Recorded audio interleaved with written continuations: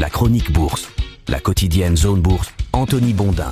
Bonjour et bienvenue dans ce point de marché Zone Bourse. Nous sommes le lundi 9 février 2026. Ça s'appelle Aujourd'hui, c'est dans les vieux pots qu'on fait la meilleure confiture. Wall Street a repassé la marche avant vendredi après 3 séances inquiétantes pour les valeurs technologiques, à tel point d'ailleurs que le bilan hebdomadaire n'est pas si mauvais, surtout pour le Dow Jones qui a franchi pour la première fois le cap très symbolique des 50 000 points. Cette semaine, l'inflation américaine et un nouveau déluge de résultats d'entreprises sont sur les tablettes. On en parlera un petit peu après. La première semaine de février aurait pu s'achever sur un bain de sang pour les actions américaines dont une partie était en PLS depuis mardi. Au matin de la séance de vendredi, on peut même dire que ça tremblait sévère chez les investisseurs un petit peu expérimentés. Ils savent que ce genre de journée de bourse peut se terminer sur de fortes variations dans un sens comme dans l'autre. Et là, soulagement, la séance du vendredi 6 février est partie dans le bon sens, plus 2% pour le S&P 500, plus 2,2% pour le Nasdaq 100, plus 2,5% pour le vieux Dow Jones et plus 3,6% pour le Russell 2000. Ainsi, le Nasdaq 100 qui affichait près de 5% de baisse en 3 séances a-t-il pu limiter son repli hebdomadaire à 1,9%. Pour le Dow Jones, c'est encore mieux. L'indice a explosé pour la première fois donc la barre des 50 000 points. Il a été tiré par la consommation de base, la santé, l'industrie et la finance, des secteurs de vieux, mais pas que. Les vendeurs de semi-conducteurs, c'est-à-dire de hardware, ont bien aidé aussi à la performance. Leur meilleur VRP, le patron de Nvidia, est encore venu au secours de l'écosystème en expliquant dans une interview accordée à CNBC que tout ce qui se passe est génial, que les investissements énormes sont justifiés et qu'on aurait tort de s'en alarmer. Alors on ne sait jamais si Jensen Huang fait des incantations ou s'il est parfaitement sûr de ce qu'il avance. On est quand même tenté de dire qu'il connaît bien son affaire et qu'au vu de tous les trucs visionnaires qu'il a accomplis, il vaudrait mieux l'écouter plutôt que n'importe qui d'autre. Mais le fait est qu'il est à la fois juge, parti, oracle, financeur, vendeur et plein de choses encore. Et ça fait quand même un petit peu douter de son objectivité. Mais bon, le fait est que sa voix a porté vendredi et que la tech a rebondi comme le reste des actifs soumis à spéculation intense d'ailleurs, comme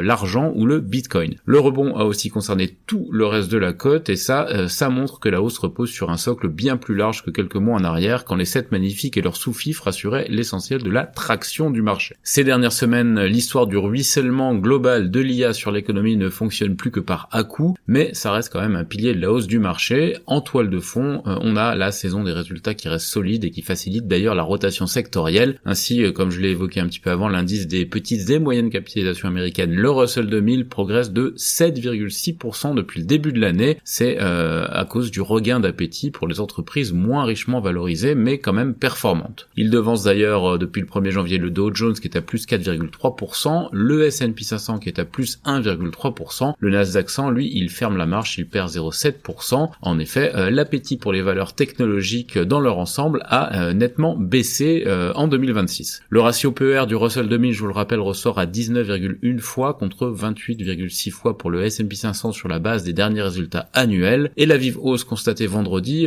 plus 3,6% donc, est aussi la conséquence des dernières données macro mitigées aux États-Unis qui ont fait monter à 70% l'approbat d'une baisse de taux en juin. Le Russell 2000 est assez sensible à la baisse des taux d'intérêt. Dans le volet politique ce matin, on a 2 nouvelles importantes. Au Japon, Sanae Takaichi a remporté son pari. Les législatives anticipées confèrent à son parti, le PLD, une solide majorité à la Chambre basse, et avec ses alliés, Takaichi peut même compter sur une majorité qualifiée. Les actions se sont envolées à la bourse de Tokyo parce que la dirigeante a promis une politique de dépenses accrue. Les obligations, elles ont baissé parce que le Japon est déjà lourdement endetté. On verra ce que ce cocktail provoque dans les prochaines semaines. Politiquement, en tout cas, cette large victoire électorale devrait permettre à la première ministre de disposer d'un temps plus long pour mettre en place ses réformes. Du côté du Royaume-Uni, la situation est beaucoup plus tendue du côté de Keir Starmer. Son chef de cabinet, Morgan McSweeney, a démissionné en reconnaissant avoir soutenu la nomination de Peter Mandelson comme ambassadeur à Washington malgré ses liens avec Jeffrey Epstein, qui ont été révélés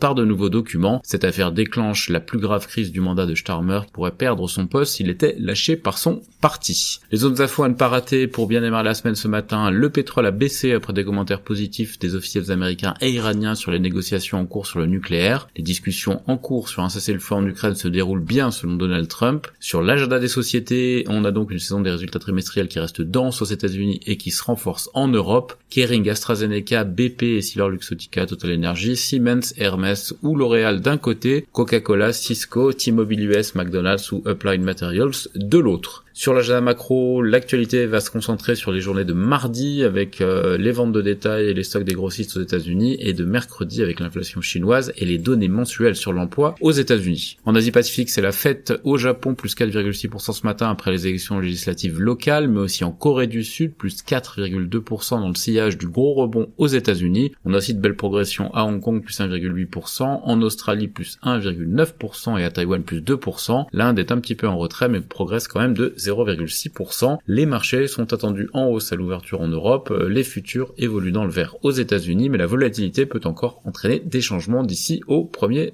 échanges. Dans l'actu des sociétés maintenant en France, la société ACC, détenue par Stellantis, Mercedes et Total Energy, a abandonné ses 2 projets d'usine de batterie en Italie et en Allemagne. Stellantis, qui continuera en tant qu'entreprise intégrée, a déclaré le CEO pour mettre fin aux spéculations concernant la vente de marque ou la scission de l'entreprise. Société Générale boucle son programme de rachat d'actions de 1 milliard d'euros. ST Micro a signé un accord cadre avec Amazon Web Services. Vallourec est ouvert à la vente de sa participation dans la coentreprise sidérurgique allemande HKM. Euronext a enregistré une croissance de ses volumes de transactions en janvier. Eramet annonce que son directeur financier s'est temporairement retiré de ses fonctions pendant l'enquête sur les méthodes de gestion du groupe. On a aussi des chiffres de résultats d'entreprise attendus aujourd'hui en France, Beneteau, Rougier ou encore Delfingen. Ailleurs en Europe, Unicredit a publié ses résultats 2025 et prévoit un bénéfice net d'environ 13 milliards d'euros pour 2028. Un consortium qui comprend notamment Advent et FedEx va racheter InPost à 15,60 € par action. DSM Firmenich vend sa division santé animale à CVC pour 2,2 milliards d'euros. Le médicament contre la sclérose en plaques de Roche a atteint son objectif en phase 3. Ocado devrait supprimer jusqu'à 1 millier d'emplois dans le cadre d'une campagne de réduction des coûts selon le Sunday Times.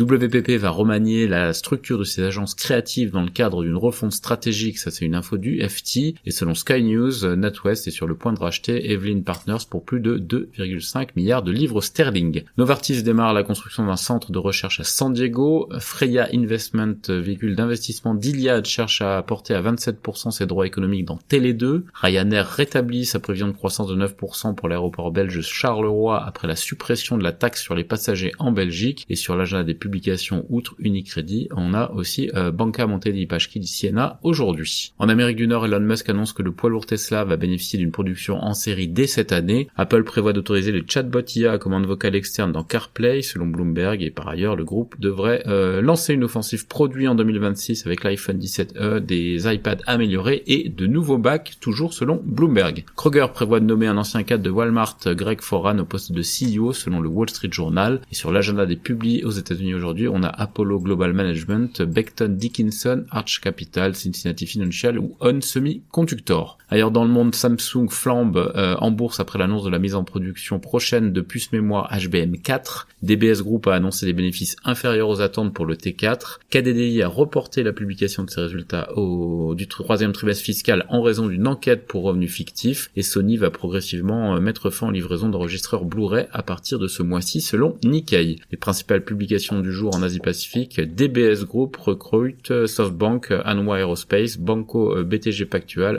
HD Hyundai Heavy Industries ou encore Oryx. C'est terminé pour ce point de marché du jour, excellente journée à toutes et à tous.